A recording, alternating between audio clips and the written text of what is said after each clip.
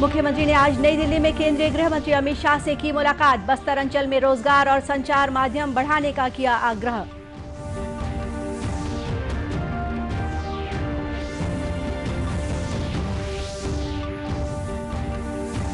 रायपुर के अभनपुर में 5 लोगों की मौत के मामले में गृह मंत्री ने दिए जांच के निर्देश।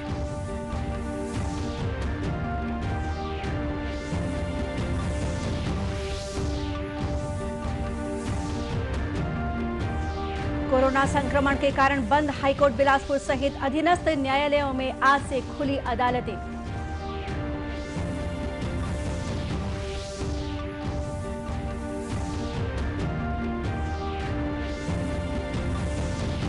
और जगदलपुर जेल के कैदियों द्वारा बनाई गई हस्तशिल्प के उत्पादों को अब देश दुनिया में पहचान दिलाने ट्राइफेड से किया गया अनुबंध।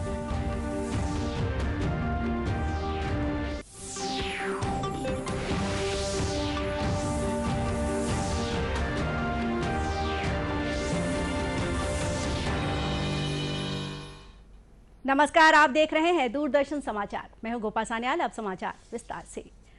मुख्यमंत्री भूपेश बघेल ने आज नई दिल्ली में केंद्रीय गृह मंत्री अमित शाह से मुलाकात की। इस दौरान उन्होंने बस्तर अंचल में रोजगार बढ़ाने का आग्रह केंद्रीय मंत्री से किया। इसके साथ ही माओवाद प्रभावित क्षेत्रों में संचार सुविधा बढ़ाने, बस्तर में सीआरपीएफ की 2 और बटालियनों की तैनाती सहित विभिन्न मुद्दों पर चर्चा की। श्री बघेल ने बस्तर अंचल के आकांक्षी जिलों में 50-50 करोड़ रुपए की राशि प्रतिवर्ष देने और यहां स्थापित होने वाले स्टील प्लांट को 30% डिस्काउंट पर लौह अयस्क उपलब्ध कराने की भी मांग की। गृह मंत्री ने सुझावों और आग्रह पर गंभीरता पूर्वक विचार कर मांगों को पूरा करने का आश्वासन श्री बघेल को दिया। देश में कोविड से स्वस्थ होने वालों की दर 93% से अधिक हो चुकी है। पिछले 24 घंटों के दौरान 40,000 से अधिक मरीज स्वस्थ हुए हैं। केंद्रीय स्वास्थ्य मंत्रालय ने बताया है कि अब तक 82,90,000 से अधिक रोगी इलाज के बाद स्वस्थ हुए हैं। इस समय देश में करीब 4,53,000 व्यक्ति कोरोना से संक्रमित हैं। पिछले 24 घंटों के दौरान 29,000 से अधिक नए मामलों का पता चला है। वहीं मृत्यु दर 1.47% है, जो विश्व के अन्य देशों की तुलना में काफी कम है।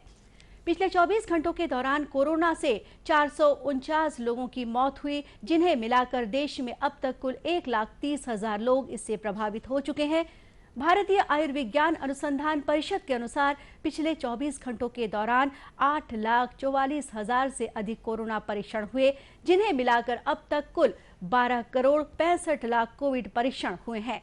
इस बीच केंद्रीय स्वास्थ्य मंत्री डॉक्टर हर्षवर्धन ने कहा है कि सभी के लिए स्वास्थ्य, हेल्थ फॉर ऑल के बिना भविष्य बेहतर नहीं हो सकता। विश्व स्वास्थ्य संगठन के कार्यकारी बोर्ड की डिजिटल माध्यम से अध्यक्षता करते हुए स्वास्थ्य मंत्री ने स्वास्थ्य प्रणालियों को मजबूत करने के लिए वैश्विक भागीदारी और वैश्विक सार्वजनिक स्वास्थ्य में निवेश पर बल दिया। The pandemic has made humanity acutely aware of the consequences of ignoring health systems strengthening and preparedness. In such times of global crisis, risk management and mitigation both would require further strengthening of global partnerships to reinvigorate interest and investment in global public health.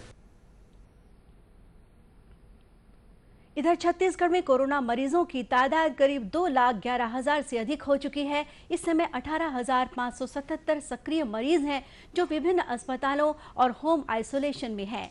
पिछले 24 घंटों के दौरान प्रदेश में 1,110 corona positive पाए गए हैं। वहीं 13 मरीजों की मौत हुई है। अब तक विभिन्न अस्पतालों से 1,90,463 मरीज इलाज के बाद घर जा चुके हैं। केंद्र और राज्य सरकारें कोरोना मरीजों के उपचार के लिए अनेक कदम उठा रही हैं। ठंड के मौसम को देखते हुए चिकित्सकों ने लोगों से कोरोना के लक्षण दिखते ही तुरंत जांच कराने की अपील की है। रायपुर जिले के अभनपुर थाना क्षेत्र के ग्राम केंद्री में 5 लोगों की मौत के मामले को गंभीरता से लेते हुए गृह मंत्री ताम्रध्वज साहू ने जांच के निर्देश दिए हैं। श्री साहू ने रायपुर जिले के वरिष्ठ पुलिस अधीक्षक अजय यादव से कहा है कि एक ही परिवार के 5 लोगों की मौत के कारण का पता लगाए और इस मामले की बारीकी से जांच की जाए। अभनपुर थाना के पास केंद्री गांव है वहाँ आज 5 व्यक्तियों के मौत की खबर मिली और बताया गया कि 2 बच्चे हैं, 2 महिलाएं हैं और एक व्यक्ति है जो खुद फांसी से लटका हुआ है। तो मैंने एसएसपी अजय यादव से बात किया और उनसे कहा कि परिवार के 5 व्यक्तियों का एक साथ मौत बहुत बड़ी बात है। कारण क्या है उसको जरा स्पष्ट हो और गहराई से उसकी जांच हो। वहां मौके पर पहुंचे एसडीओ पी त्रिपाठी है, उनसे भी मैंने फोन पर बात की और उनसे कहा है कि हर एंगल पे जांच करो। गौरतलब है कि केंद्रीय गांव में एक ही परिवार के 5 लोगों का शव घर में पाया गया है, जिनमें 2 बच्चे, 2 महिलाएं और एक व्यक्ति शामिल हैं। छत्तीसगढ़ हाईकोर्ट बिलासपुर सहित अधीनस्थ न्यायालयों में आज से वर्चुअल प्रणाली की जगह पूर्व की तरह कामकाज शुरू हो गया। बीते 24 मार्च को कोरोना संक्रमण को देखते हुए लॉकडाउन लगाए जाने के बाद अदालतों में कामकाज ठप था। इस दौरान बहुत जरूरी मामलों की सुनवाई वीडियो कॉन्फ्रेंसिंग के जरिए हाईकोर्ट और सत्र न्यायालयों में की गई। हाईकोर्ट में अब प्रत्येक बेंच अपनी कोर्ट में सुने जाने वाले मामलों की संख्या खुद निर्धारित करेगी। उतने ही मामले लिए जाएंगे जिनकी सुनवाई उसी दिन पूरी हो सके। अत्यावश्यक सुनवाई के लिए न्यायिक रजिस्ट्रार के पास आवेदन करना होगा। हाईकोर्ट में 3 डबल बेंच और सिंगल बेंच बनाए गए हैं। मुख्य न्यायाधीश पीआर रामचंद्र मेनन और न्यायाधीश पीपी साहू रिट याचिका और पीआईएल बंदी प्रत्यक्षीकरण जैसे मामलों की सुनवाई करेंगे।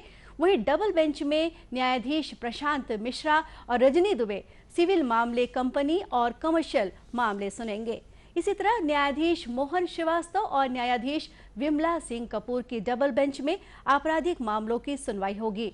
बिलासपुर, रायपुर, दुर्ग जैसे शहरों में जहां अधीनस्थ न्यायालयों की संख्या अधिक है, वहां रोटेशन के आधार पर अदालतें खुलेंगी। इस दौरान कोरोना गाइडलाइन का पालन करना जरूरी होगा।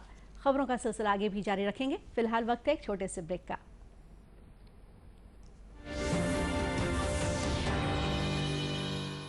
वैश्विक महामारी कोविड-19 जिसका कहर संपूर्ण मानव जाति को अपनी आगोश में ले चुका है। टीका या दवाई उपलब्ध होने तक महामारी के खिलाफ मानवता की जंग जारी है। अब जब अनलॉक 5 के तहत लगभग सारा देश खुल गया है, तब और भी आवश्यक है कि हम सतर्क रहें। ऐसे में सबसे जरूरी है समझदारी और बचाव।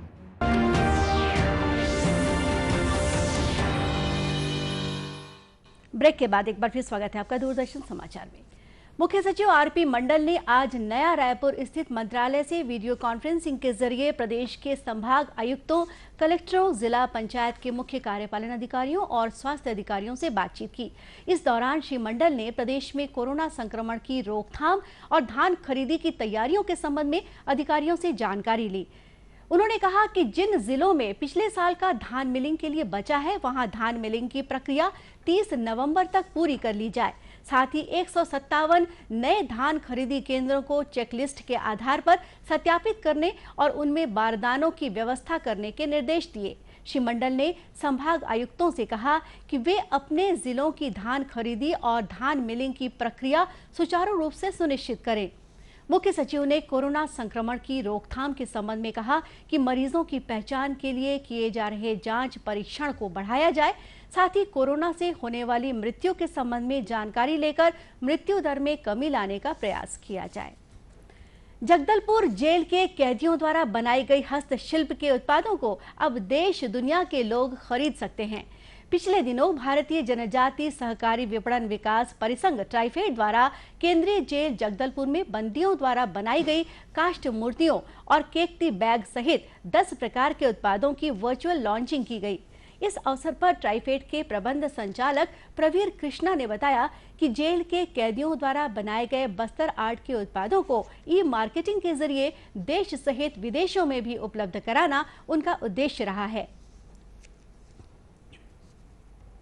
हम लोगों ने जगदलपुर में बस्तर में 4 साल तक कलेक्टर के रूप में काम किया हूँ, कई वर्षों पहले।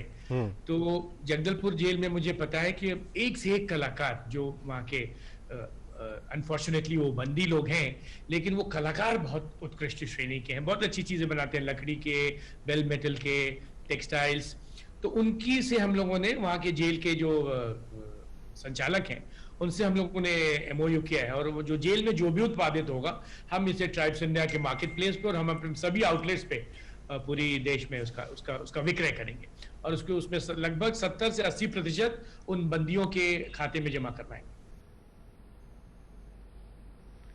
जगदलपुर जेल में कैदी सागौन की माड़िया मूर्ति, मॉडर्न आर्ट, श्री राम जी की मूर्ति बना रहे हैं। इस बारे में जेल अधीक्षक अमित शांडिल्य ने बताया कि इन कलाकारों द्वारा बनाए गए ये उत्पाद उपहार और सजावट के लिए बेहतरीन विकल्प हैं। उन्होंने कहा कि कैदियों द्वारा बनाए गए हस्तशिल्प उत्पादों को बाजार उपलब्ध कराने के लिए ट्राइफेड के साथ करार किया गया है। केंद्रीय जेल जगदलपुर में बंदियों को विभिन्न प्रकार के प्रशिक्षण दिए जाते हैं, किंतु बंदियों के द्वारा जो निर्मित सामग्री है उसको बाजार में पर्याप्त स्थान न मिलने के कारण उनकी जो सामग्रियों को विक्रय करने में परेशानियां आती थी। इसके निराकरण के लिए ट्राइफेड आगे आया और ट्राइफेड के द्वारा 16 नवंबर को 10 उत्पादों की वर्चुअल लॉन्चिंग की गई है, जिनका विक्रय ट्राइफेड के सभी आउटलेट्स में किया जाएगा और केंद्रीय जेल जगदलपुर में बनने वाले शिल्प उत्पादों की बिक्री राष्ट्रीय और अंतर्राष्ट्रीय स्तर पर भी की जा सकेगी। आदिवासी संस्कृति पर आधारित हस्तशिल्प उत्पादों की ऑनलाइन बिक्री के लिए ई वाणिज्य कंपनी अमेजन के साथ भी ट्राइफेड ने करार किया है। ट्राइफेड के 125 आउटलेट पर बस्तर आर्ट के उत्पाद बिक्री के लिए उपलब्ध होंगे।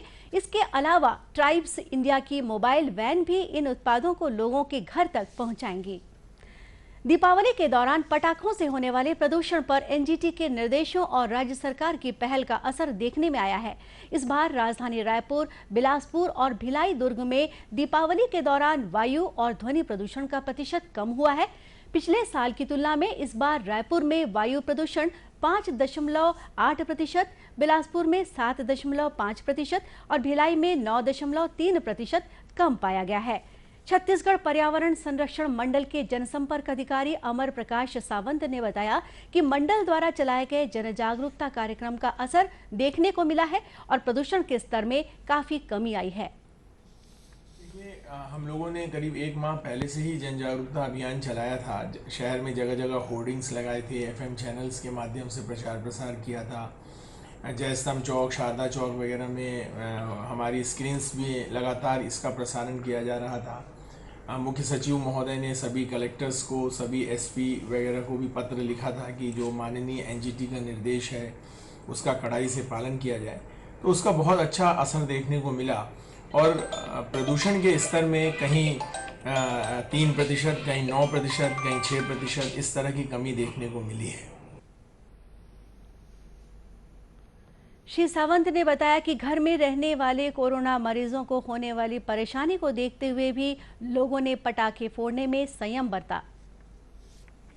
कोरोना पेशेंट्स के लिए खास करके जो होम आइसोलेशन के मरीज हैं उनको काफ़ी नुकसान पहुंच सकता है, क्योंकि कोरोना में जो इसका वायरस है ये सीधे लंग्स को प्रभावित करता है और जो प्रदूषण होता है ठंड के कारण, वो प्रदूषण फटाकों से हो, धूल धुआं जो भी हो, वो उस लेवल पे ही जमा हो जाता है जिस लेवल पे हम सांस लेते हैं। तो इससे निश्चित रूप से हमारा लंग्स प्रभावित होगा। ये लोगों को बात समझ में आई और उन लोगों ने काफ़ी हमारा सहयोग किया। गौरतलब है कि इस बार राजधानी रायपुर में हवा में धूल के कणों की संख्या इस साल 64.33 माइक्रोग्राम प्रति घन मीटर रही। सल्फर डाइऑक्साइड गैस का स्तर 5.30% कम हुआ। इसी तरह नाइट्रोजन ऑक्साइड गैस का स्तर करीब 4.7% कम हुआ, जिससे लोगों ने प्रदूषण से राहत महसूस की। दूरदर्शन केंद्र रायपुर से प्रसारित होने वाले प्रादेशिक समाचार को आप YouTube पर भी देख सकते हैं। हमारे YouTube channel Chhattisgarh DD news पर प्रादेशिक समाचार उपलब्ध रहेगा। YouTube चैनल का लिंक और QR कोड आप स्क्रीन पर देख सकते हैं। अपने एंड्रॉइड फोन से QR कोड स्कैन कर आप छत्तीसगढ़ डीडी न्यूज लिंक पर जा सकते हैं। इसके अलावा छत्तीसगढ़ डीडी न्यूज फेसबुक और ट्विटर पर भी उपलब्ध है।